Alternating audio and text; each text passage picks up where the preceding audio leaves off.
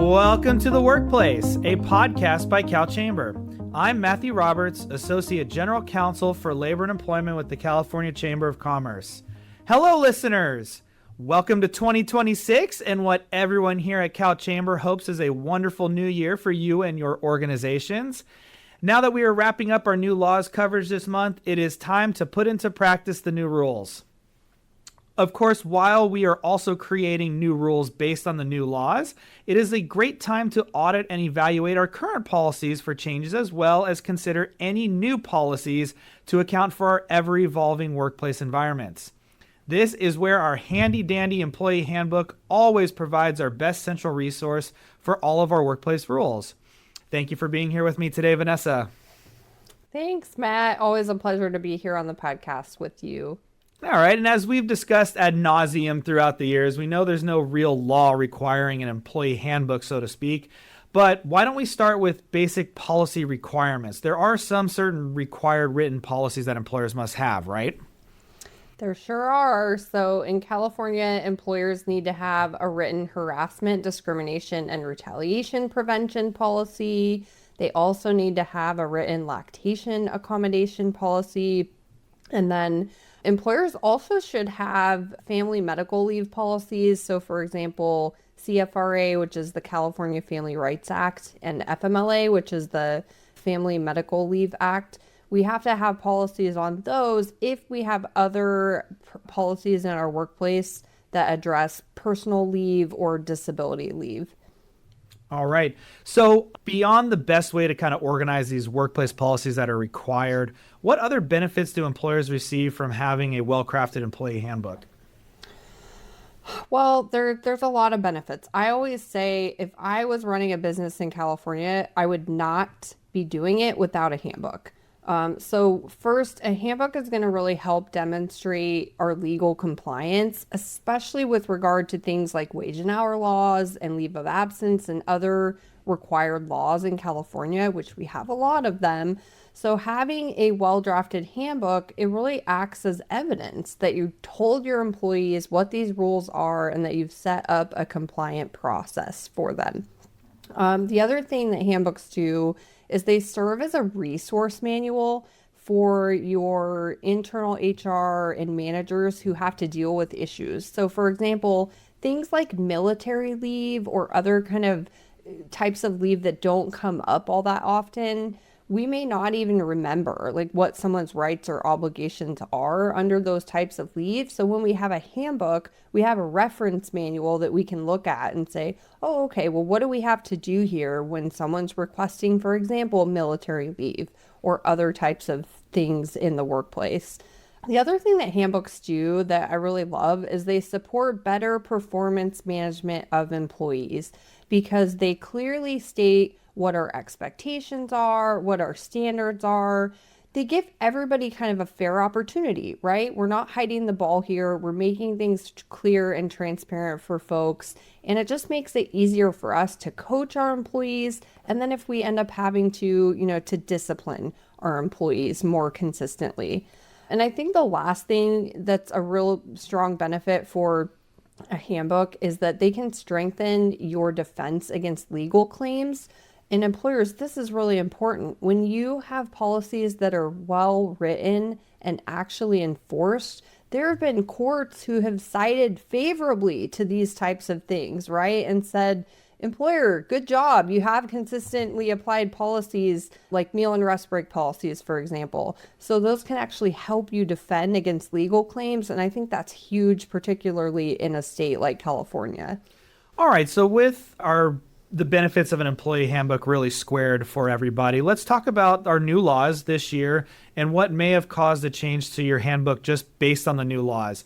Similarly, there's also new laws that have raised some concerns or questions about whether they are better served for the handbook or better served for some other means of communication. So why don't we go over a couple new laws that took place this year and how they should and shouldn't be in our handbooks?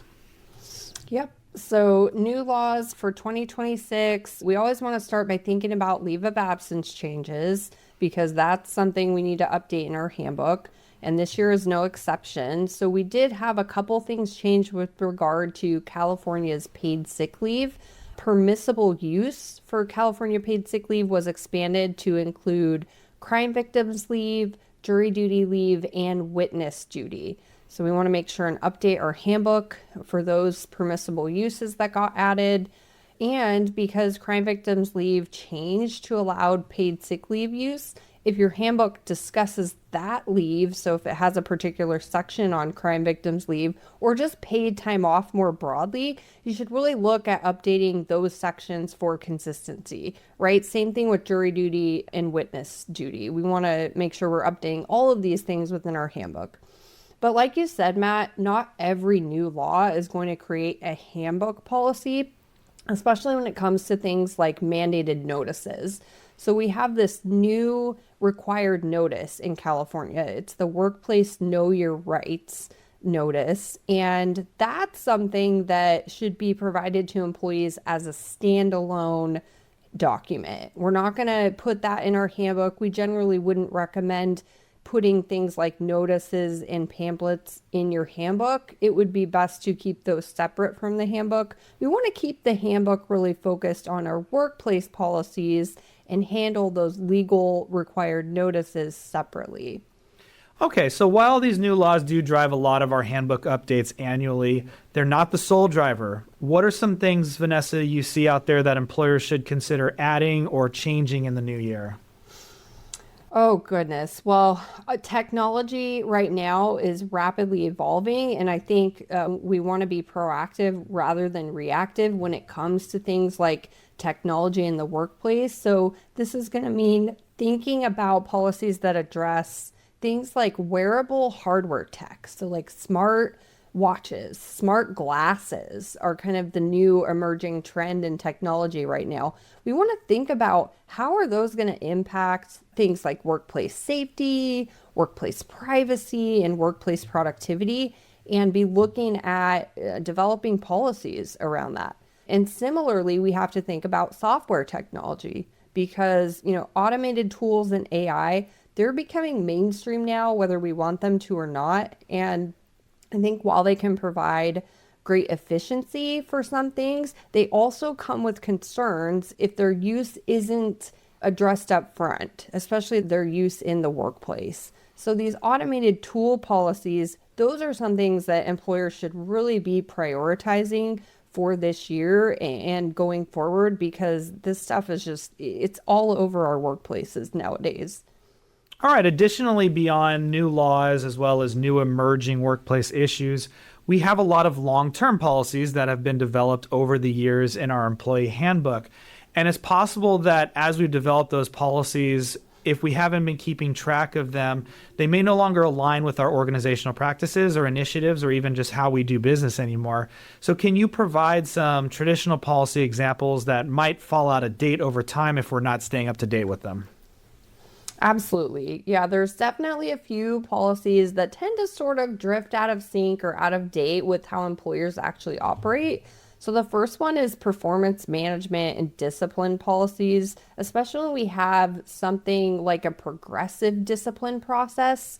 So a very rigid sort of step-by-step process that explains what we're doing for discipline, but that isn't actually being consistently followed in our workplace, right? We really want to look at things like that and make sure our practices in our workplace actually match what our policy says. Another one that I see often kind of drifting out of sync is remote work policies. Sometimes, having issues with either language that's missing and doesn't really reflect the current work environment or the actual practices. So like, let's say if the majority of employees have actually returned to working in an office instead of remotely, we're going to want to look at and update our remote work policy to make sure, again, that it actually reflects what's happening in practice. And another one is meal and rest break waiver policies. So sometimes companies will decide to no longer allow meal and rest break waivers, but then they forget to update their policy to reflect this change. So that's another one that you want to take a look at. And then one more thing to add here, I think it's important just to remember as an HR professional or a manager or a business owner, whenever we have an issue come up in the workplace, we want to check our handbook or written policies and we want to see, what does our policy say? about this issue. It seems so basic, but a lot of times we're dealing with all this stuff and we kind of forget that step. So really reading and looking at what our policy says is kind of step number one when we're thinking about like how to address issues in the workplace. Great. So now we've kind of developed good practices about building the handbook itself, but these things can be lengthy documents. I think all of us are kind of nodding our heads, man, these things get huge over time because of all the things that you've suggested we should be including in here, Vanessa. So that can make an effective handbook rollout to the employees, getting the information to the employees difficult. Do you have some tips on how employers can make the review and acknowledgement part more effective to help better ensure compliance with the policies? Definitely. So first, employers, remember that the process matters as much as the substance here. So simply sending the handbook around and collecting a signed acknowledgement, that isn't going to be proactive enough to drive compliance in your workplace. When we're thinking about rolling out our handbook, we really want to do something like a short meeting with our employees, or maybe even sending a memo. And we want to clearly call out, what has changed, what we expect employees to do differently, and really making sure that employees understand what is in the handbook. The other thing we want to do is highlight our top priorities. So if we've had issues in the past years, like maybe we've had issues with meal and rest breaks or remote work practices or misuse of company systems or things like that, we want to make sure that we're addressing those policies explicitly with our employees and then reinforcing them. So those are all really important steps in rolling out your handbook. I think the last thing that's also critical is do not skip supervisor training. Supervisors are your eyes and ears. They're your first enforcers of these policies. So if they don't understand the policies, if they haven't actually even read the handbook, or if they're applying your policies inconsistently, that can create real liability in your workplace. So we really want to make sure our supervisors are trained before we're rolling out our handbook. Well, thank you, Vanessa. I think you've provided a lot of insight on best practices for handbook, and this discussion in particular has provided a lot of helpful tips for us as we work on auditing and elevating our handbooks here in 2026. So thank you very much for joining me today. It's my pleasure, Matt. Thanks for having me on. And thank you, listeners, for joining this discussion on the workplace. Please share and subscribe to CalChamber's podcast by visiting calchamber.com.